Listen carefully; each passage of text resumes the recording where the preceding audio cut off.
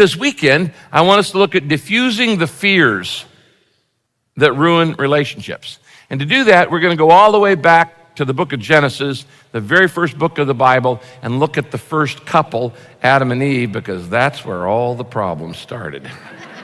Thank you, Adam, and thank you, Eve. Now, you know the story that God created the entire universe because he wanted to create earth, because he wanted to create a sustaining environment for human beings, because God wanted a family. If God had wanted a family, he wouldn't have created the universe. But he made it all because he wants you to be in his family. So he made Adam and he put him in the Garden of Eden, the perfect paradise. And Adam had everything that he could possibly want, except he was lonely. Because he noticed that animals had mates, but there was no mate for Adam. And I think God did this intentionally, 2 reasons. First, he wanted Adam to realize what he would need in his own life. And second, I think God made Adam and then thought, I could do better. And then he makes a woman.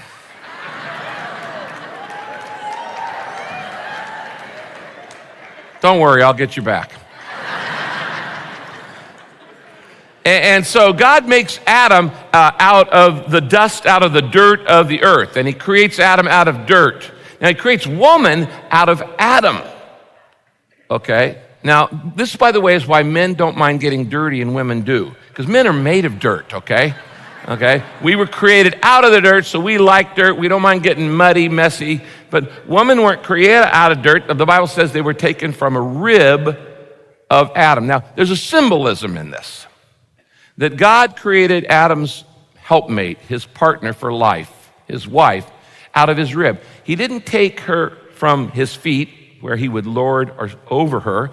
He didn't take her from his head, where she would lord over him, but he took his wife from his side, where he would be his equal, his partner, and he took him from a rib close to the heart as a symbol of she is to be deeply loved. There's a lot more I could say about that, but that's not where we're going this week. But God creates, he puts Adam to sleep, he creates woman, and when Adam wakes up, he sees Eve in her full glory. And Adam wakes up, and he's never seen a naked woman before. And he wakes up and he goes, whoa. Whoa. Whoa, whoa, whoa, man, oh man, whoa, man, woman. And that's where the word came from, okay? Woman, whoa, man, woman. And things went along really great for a long time between man and woman because there was no sin. So there was no sadness, no sickness, no sorrow, no suffering, no deceit, no lying, no manipulating, no jealousy, none of these things in their relationship. They are the only couple that had a perfect relationship, the only one. Because since sin entered the world, everything else is broken. But then you know the story that Satan comes to Eve and he lies to her and he says, didn't God say that you can't eat from any of the trees in the garden? And of course, God hadn't said that. God had said you can only not eat from one. It's a minimum temptation. Everything else is on limits. Do whatever you want to with it. Just one tree is off limits to give you a choice because I want you to choose to love me. And then he says, God's lying to you. He said, you're not going to die if you eat that tree, the fruit of that tree. In fact, you'll be as wise as God. You'll be God. Every temptation comes to that basic issue. I want to be God. See, Satan never tempts us to be like himself. He never says, do this temptation, you'll be like me, you'll be evil. Nobody would do it. But Satan says, do this because you know better than God. Because God is old-fashioned. Because God's out of date. God doesn't want you to be happy. You should do this because you know what will make you happy more than God. You're a God. And Eve fell for that line. Now, let me read you the story. It's in Genesis chapter 3, and we'll pick up the story about verse 6. So Eve ate some of the fruit, and then she also gave some to her husband, Adam, who was with her. and he ate it. Immediately their eyes were opened, and they suddenly felt shame at their nakedness. This is where shame enters the world. There'd never been any shame and never any guilt and never any fear prior to this. They suddenly felt shame at their nakedness. So they sewed fig leaves together to cover up themselves. And then they heard the Lord walking in the garden in the cool of the day, and they hid from God among the trees. But God called out to Adam, "Where are you, Adam?" And Adam replied, "I heard you coming, and I was afraid." Notice here's fear again. "Because I was naked. I was afraid because I was naked, so I hid." Then God asked, "Who told you you were naked? Who told you you were naked? Have you eaten from the tree that I commanded you not to eat from?" Adam said, "You gave me this woman." I'm glad you see the humor in that without me even having to point it out. Adam said, "You gave me this woman, and she gave me the fruit, so I ate." Then God said to Eve, "Why did you do this?" Eve replied, "The serpent deceived me, and I ate it." So God said to Eve, "Because you have disobeyed me," in other words, because you didn't do what I told you to do, there's going to be a curse now. Everything's broken. And one of the things going to be broken is childbirth. He said, you're going to have greater trouble in pregnancy, and you're going to have great pain in childbirth. How many of you are mothers? Can I see your hands? Anybody want to give a testimony on this verse? Okay. You can thank Eve for all that pain. Okay. It says, you're going to have trouble in pregnancy and great pain in childbirth. And though you'll desire your husband, in other words, you're still going to love your husband, he's going to lord it over you. In other words, there's going to be conflict. There's going to be domination issues. There's going to be distractions. There's going to be a power struggle in your relationship from now on. And then God said to Adam, because you also disobeyed me and you sinned with your wife, the ground you work is now cursed.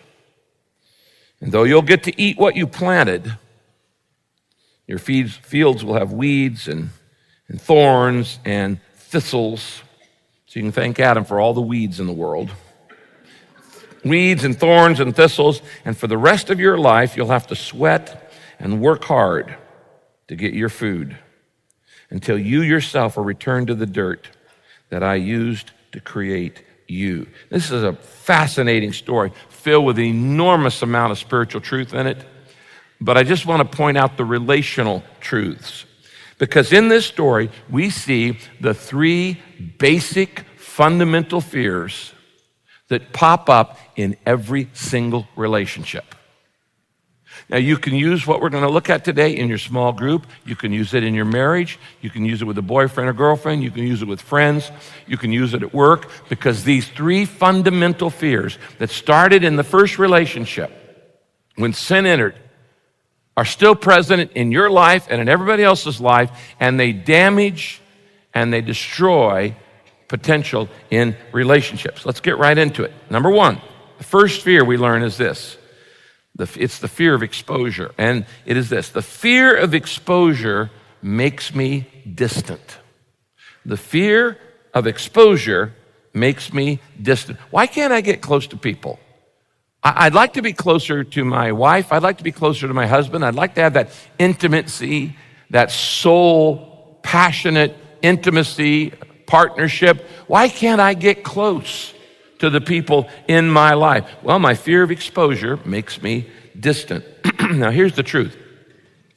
There's a lot in you that you don't like. You don't like it about you. And because you don't like it about you, you certainly don't want anybody else seeing it.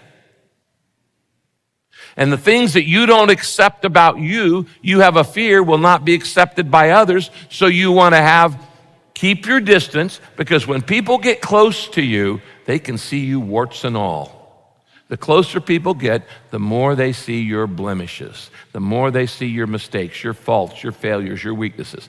And so we keep people at a distance because of fear of exposure, that people will know what we know about ourselves. And those things you don't like about you, you don't want being shared anywhere else.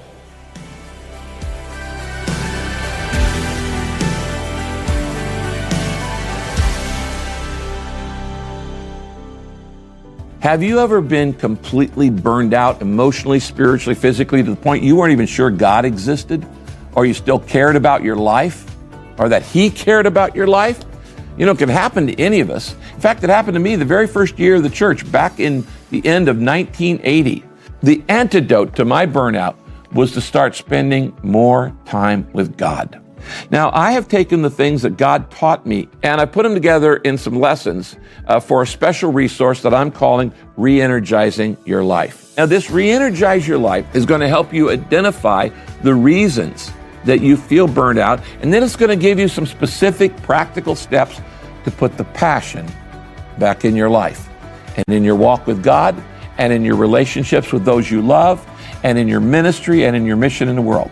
I want to thank you for your support of Daily Hope. You're helping us take the good news around the world. Today, when you send a gift to Daily Hope to help take the hope of Jesus to a lost world, we'll send you Re-Energize Your Life to say thanks. In verses 9 and 10 of Genesis 3, it says this: God called to Adam, "Why are you hiding?" And Adam said, "I was afraid because I was naked, and so I hid." Now, let me say a couple things. Whenever God asks you a question, He already knows the answer. He wasn't asking those questions for His benefit. He's asking the questions for Adam's benefit because He wants Adam to own up. He wants Adam to man up. He wants Adam to be a man and accept responsibility for the fact that he had run and he was hiding. Any transformation in any area of your life, including relationships, only happens when you own up to the fact that they aren't what they ought to be. And as long as you think, I got a great marriage, nothing wrong with it, it's not going to get any better. I got great friendships, it's just fine. As long as you are in denial, there's no recovery, there's no transformation. So it starts with you owning up and being honest to God and honest with yourself that my relationships are not what they could be. They could be a whole lot better than they are right now. Now I want you to circle on that verse the phrase, "I was afraid and I hid," because they go together. I was afraid and I hid. Fear always causes us to hide. I wonder what you're hiding from today because of fear. What are you pretending not to know? What are you pretending isn't a problem in your marriage? What are you pretending isn't a problem in your life? What are you pretending is not a problem in your relationship because you are afraid of facing the truth? God doesn't want you to fake it. He wants you to face it when it comes to fear. What are you pretending not to know? I was afraid and I hid. Now also circle the word or the phrase, "I was naked." I was naked. What does it mean to be naked? Well, he's talking about more here than just physical nakedness. There's an emotional nakedness too. To be naked means to be exposed. It means to be uncovered. It means to be vulnerable. It means to be authentic. It means you're out in the open. It means you are unprotected. You are never more vulnerable than when you're naked. I mean, it's just all out there. There's nothing to hide. And when we are afraid of nakedness, when we're afraid of vulnerability, when we're afraid of being open, we're afraid of being honest, we're afraid of letting people see us as we really are, my fear of exposure makes me distant. You see, one of your deepest needs is to be loved, but one of your deepest fears is the fear of being seen for what you really are. And you can live with a husband or a wife for 50 years and keep secrets from them because you're afraid that they would not accept that part of your life. Living with somebody doesn't guarantee that they're seeing all of you, because they're not. Now, I want you to notice the damage that fear does to a relationship, because there are three stages, and we see all three of them here in this. The first phase is shame. You might write that down, shame. It's verse 7. Once they disobeyed God, the first thing that entered their relationship was shame. And when you disobey God, shame enters your relationships. It says they suddenly felt shame at their nakedness. Fear is often based in shame. Now, when you carry shame, you are easily embarrassed. When you carry shame, you fear embarrassment almost more than anything else. And you will do almost anything in your life to avoid embarrassment. That is a symptom that you're carrying unresolved shame in your life. Shame makes me more self-conscious. Shame makes me nervous, more nervous. Shame makes me fearful of being humiliated. And I'm going to avoid that at all costs. Shame means I am easily mortified. Because if you have any of those things in your life, it means there's some shame you haven't given to God and let him take it away in your life. Phase 1 is they felt shame. Phase 2 is the cover-up. The cover-up. And what happens is when we feel ashamed, we try to conceal who we really are, our true selves. Verse 7b says, so they sewed fig leaves to cover themselves up, or to cover up themselves. Now, if you've ever seen a fig leaf, they're not very big. Some of us, it'd take a lot of fig leaves to cover us. Okay. Now today, we all have much more sophisticated ways of covering up who we really are. We don't have to use fig leaves anymore, but we do it all the time. I wonder what ways you use to cover up your fears, your insecurities. What ways do you cover them up? Some people use humor. And they're the class clown, but they don't let anybody get close to them. They don't let anybody get close to them. And they use humor. Maybe you try to cover up your insecurities by presenting an image that you're all put together. I mean, you got the right clothes, you got the right accessory, you got the right hair, you drive the right car, you say the right things, you use the right words, and you give this image that you're all put together, but you're not. You're not. You don't have it all together. You don't have it all together in any sense of the word.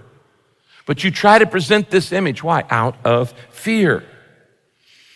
Today, a lot of people hide behind an online image. And if you read their Facebook, their life is perfect. And if you read their Instagram, they have nothing but fun and everybody wants to date them. And they are so cool. Stop pretending you've got a perfect life on social media. You're just faking it, and it's revealing the fears in your life. There's a third phase. We move from shame to cover up, and the third phase is distance from God. And that's verse 8. It says, then they hid from God among the trees. Years ago, there was a guy named John, I can't remember his last name, but he wrote a book called Why Am I Afraid to Tell You Who I Am? It's a good question. Why am I afraid to tell you who I am? And the answer to that question was, the reason I'm afraid to tell you who I am is because you might not like who I am. And if I share who I really am, not what I'm pretending to be, if I share who I really am, and you don't accept me, it's tough luck. I'm up a creek without a paddle, so there's no way I'm going to let you see the real me because you might reject it. They hid from God among the trees, and this causes us now to not only be disconnected from other people, and that's why we have relationships problems with others, but we're disconnected from God, which is why we have a relationship problem with God. And we not only start fearing other people, we start fearing God out of shame. God doesn't expect you to be perfect, but he does expect you to be honest. So the first fear is this fear of being exposed, and that causes me to be distant. The second fear we see in Adam and Eve is the fear of disapproval. And my fear of disapproval makes me defensive. My fear of disapproval makes me defensive. You see, now we move from simply hiding and running and covering up to now being defensive, and we start attacking other people back. We're not just hiding, we're now hurling.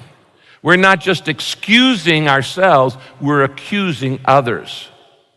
And in this stage now, when I have this fear of disapproval, I start pointing fingers at everybody else. And you hear people say, but you did that. You did this, but you did that. But you did this, but you did that. But you did this, but you did that. That's moving from hiding to hurling, from excusing to accusing. The more critical a person is, the more you know they fear disapproval. I'll say that again. The more critical, the more perfectionistic, the more attacking someone is, they're always putting everybody else down, the more you know that person fears disapproval, because that's the way it shows up. And the more I fear disapproval in my life, the more I'm going to point at other people and all what they're doing wrong. So you see these commentators and preachers and other people who are always pointing out the wrong of everybody else, they are afraid of being disapproved of themselves.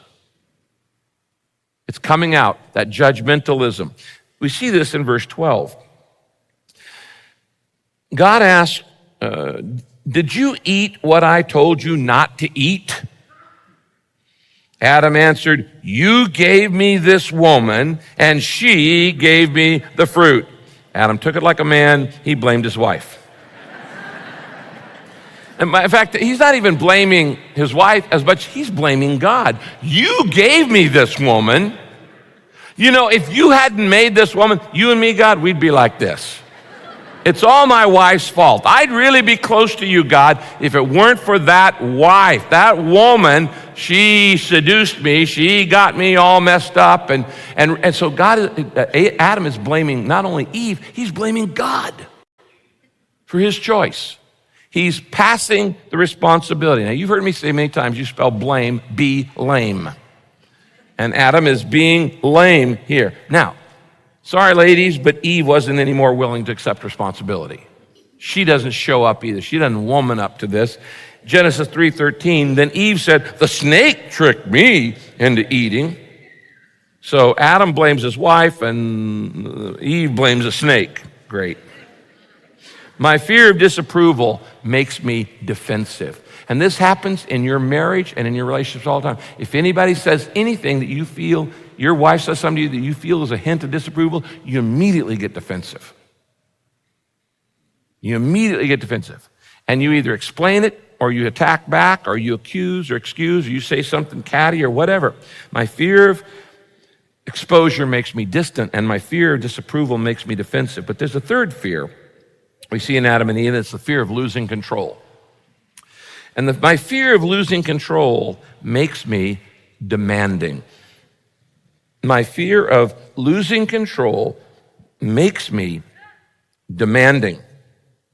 You see, the result of Adam and Eve's sin is they lost control. They lost control of everything. They lost control of their future. They lost control of their destiny. They got kicked out of paradise. And now they're feeling totally out of control because they weren't controlling anything at this point. And in this situation, my fear of losing control makes me demanding. Now, let me just say it this way. The more out of control you feel, the more controlling you become. The more out of control I feel, the more controlling I become. I start bossing everybody around. I start making demands. I start protecting myself. I start defending, demanding, demeaning. I start dominating. The more insecure you are, the greater you have a need to get your way. If you're a very secure person, you don't need to have your way all the time. You don't. Doesn't bother you. You don't have to have your way all the time because you're secure. But if you're insecure, then you really have to have your way all the time. And you fight for your way, and you push for your way, and you control your way. The more out of control you feel, the more controlling you become. Now, this happens in verse 16, where God says to Eve, you'll have yearnings for your husband. In other words, you're going to love your husband, even though you both messed up, but he will lord it over you. The Berkeley version says he will dominate you. And this is where the war of the sexes began. Right there. And all the misunderstanding between men and women, between husbands and wives, boyfriends and girlfriends, all the confusion, all the conflict, all the jockeying for power and position, all of the tit for tat, all of this for that, all of the, bargaining and who's going to be in control of this and who's going to run this, and that's all goes back to this situation here, sin.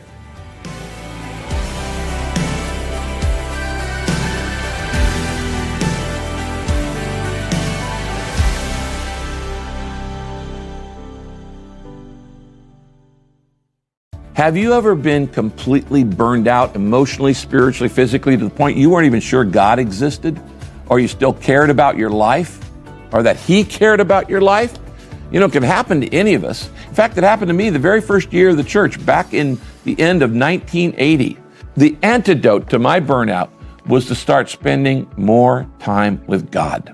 Now, I have taken the things that God taught me and I put them together in some lessons for a special resource that I'm calling Re-Energizing Your Life. Now, this Re-Energize Your Life is going to help you identify the reasons that you feel burned out, and then it's going to give you some specific practical steps to put the passion back in your life and in your walk with God and in your relationships with those you love and in your ministry and in your mission in the world. I want to thank you for your support of Daily Hope. You're helping us take the good news around the world. Today, when you send a gift to Daily Hope to help take the hope of Jesus to a lost world, we'll send you Re-Energize Your Life to say thanks.